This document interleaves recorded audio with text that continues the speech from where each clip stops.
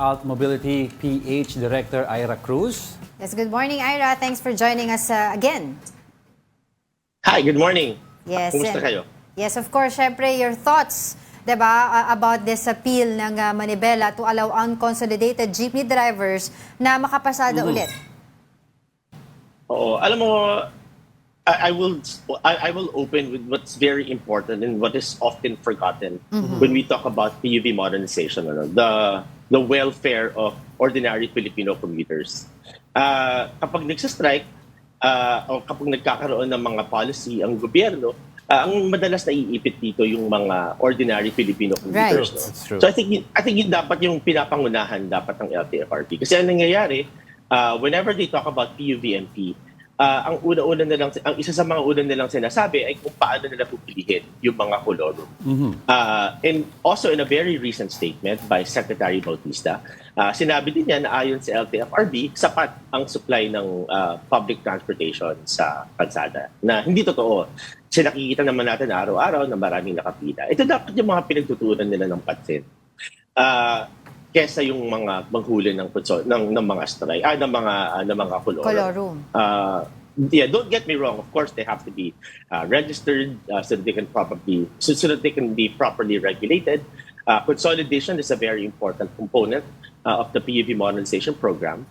But I think the government should put more focus in terms of how to finally and once and for all address the needs of commuters. But regarding yung you were mentioning colorum at dapat din manghuli, no? But do you think, kasi medyo may gray area dito, ang daming confusion na nangyayari, do you think that the government or LTFRB should release a new order when it comes to apprehending unconsolidated PUVs? You hit it on the nail. I hit it on the head.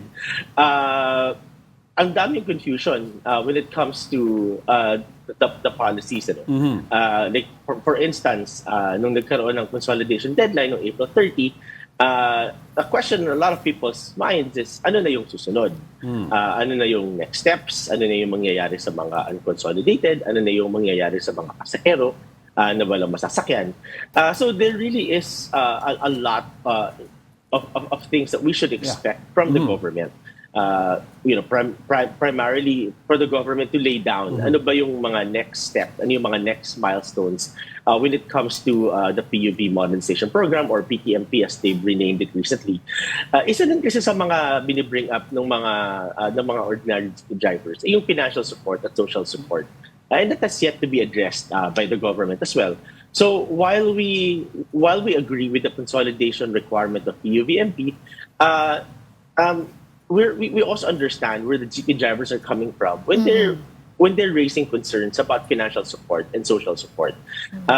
For instance, magkano yung cost ng isang jeepney versus how much yung support na binibigay ng gobyerno. And I think on the average, it's about 3.5 billion pesos versus a government subsidy of only 200 to 300,000 pesos. Right. For those that will be exiting the industry, the government should also have sufficient social support to make sure that no one loses their livelihood. Ito yung mga concerns na lagi namin binibring up sa gobyerno. Number one, dapat walang commuter na mahihirapan sa pagsakay. Number two, dapat walang mawawala ng hanap buhay, whether it's in the industry or outside of the industry. And number three, dapat magkaroon ng maayos na communication in terms of the next steps for the public utility vehicle modernization program. On the other side of the fence naman, Ira, sinasabi nila if we continue to adhere or entertain lagi yung mga concerns ng Manibela, yung mga hindi pa nakapag-consolidate, it will be unfair naman daw doon sa mga nag-consolidate, mga nag-comply dito sa PUV modernization. Your thoughts on that? Yep, that's why what we've been suggesting to DOTR is to actually conduct or implement PUVMP in pilot areas. So there are areas that are already ready in terms of consolidation, in terms of the number of supply of potential jeepneys. And so you should run pilots in those areas. And meanwhile, for those areas that are not yet ready, then they should wait up until the pilot is completed. We have to keep in mind that the PUVMP has never been implemented as this far before. And so there definitely will be learning points. No? That's why it's very important for us to run pilots so that we can improve the program further. And there are areas that could be considered ready for implementation. And we should prioritize those areas to implement PUVMP and then make sure that the lessons learned or the best practices seen in those areas is then applied to improve PUVMP as a program before it's rolled out. We also need to remember that it's not as simple as one size fits all. That's right. Each local government, each district has a different requirement. So the government needs to take that into consideration. Now, the way that the PUVMP kasi is designed is that nakadesign siya as one size fits all. And that will never be the case. Yes, Ira, we keep on talking about yung consolidated, unconsolidated drivers, also on the government side. But ang hindi na pag-uusapan masyado, napapansin ko yung commuters natin. How heavily affected are they after the April 30 deadline commenced? As we can see in the streets, they continue to suffer not being able to find a ride home, a ride going to work. Before the pandemic and before all of these, kita-kita na natin na kulang na yung supply ng jeepneys. So that was back in 2018. If you remember, people were climbing through windows just to be able to catch a ride at buses. So that's the baseline. Since then, nagkaroon ng pandemic, hindi na reactivate lahat ng routes. Tapos ngayon, nagkaroon pa ng consolidation deadline kung saan hindi lahat ng jeepney drivers ay nakapag-consolidate at nakapag-register. So kitang-kita natin just by looking at that progression na quite obviously kulang yung supply ngayon, lalo pa na nagkakaroon pa ng mga strikes, no. So yun yung gusto rin naming malaman kasi in a statement issued by Secretary Bautista, according to him, according to LTFRB, sapat yung supply ng public utility vehicles, pero kitang-kita naman natin sa kalsada na in actuality parang iba yung nangyayari. So we'd also like to ask the government to share with the public their basis for saying that. In relation to that, no, then should the government have inuna muna sana ang pag-rationalize ng mga routes or streamline ng mga routes before they disenfranchise or before tinanggalan nila ng prangkisa ang mga ibang jeeps para at least from there, pag naka-streamline na yung routes, makikita mo ano yung route A, route B, route C, ano ba yung masyadong madami, ano yung kulang. Yep, right on the money.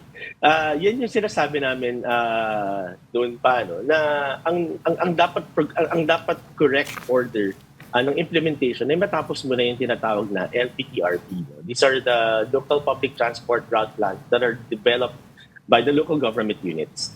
And once all of these LTFRBs are put together, then we are able to create what they call a route rationalization or maaayos ngayon yung mga routes na that GT drivers is supposed to consolidate on. Ang mangyayari kasi ngayon, dahil iduna nila yung consolidation, kapag natapos yung route rationalization, merong possibility na magkaroon ng reconsolidation kasi baka either nawala yung mga ruta na pinag-consolidate nila ngayon or nahati yung ruta. So you're right, and we completely agree with that observation na dapat nauna mo na yung LTFRB at route rationalization. However, in a statement issued by the DOTR, they deliberately reversed the process. Inuna muna nila yung consolidation at saka na yung route rationalization LTFRB. To this day, we are still asking DOTR road sector to give us a final deadline kung kailan matatapos itong LTFRB at kailan matatapos yung route rationalization. Kasi even for Metro Manila, wala pa tayong nakikitang LTFRB. And the LTFRB for Metro Manila is under the responsibility of DOTR being a MUSEP zone. And even yung paghuhuli din, Ira, di ba? Even paghuhuli ng colorum supposedly ngayon, until na wala pang naibababa na memorandum even sa MMDA on how are they going to do that. Oo, pero kasi to be honest, if you're looking at the welfare of commuters, ang hirap naman bawasan palalo yung yung supply. I mean, we're not condoning colorums, but if you look at behavior of people, there is a reason why there are colorum GPs because there is a supply that needs to be met. Addressed, Kung kaya't merong mga colorum, ano. So, yun dapat yun dapat yung nire-recognize ng gobyerno na merong problema sa programa, no. Let's invite the government to step out of their desks. Right. Take their noses off their paperworks, and step into the streets and really try to understand what's happening on the ground, so that they can appreciate that what's happening behind their desks. It's not exactly connected, or it's not connected to what's really happening in the streets. Pero kayo mismo in AltMobility, Ira, what do you guys do in order to help in this situation, both for the yung concern ng mga jeepney drivers natin and of course ang ating mga commuters? Well, first of all, we have regular communication. We have our communication lines to the Department of Transportation. We regularly meet with Undersecretary Ortega of the road sector to share with him our recommendations, our inputs on the program. But again, I guess at the end of the day, it really depends on the government if they will heed our advice as transport practitioners and as people that have an idea, more of a working idea of what it really is like on the streets. Oh, kasi kayo yung on the ground, di ba? All right. All of us are on the ground. Even if you're riding a car, you should look out your window every once in a while, and you'd see, what ordinary commuters are going through, especially during rush hours. Exactly. Hindi naman pwede tayo salita ng salita, hindi natin alam yung nararamdaman nila. But on that note, maraming salamat po sa inyo, Ira Cruz, ang Director ng AltMobility PH. Thank you so much. Thank you also for having me.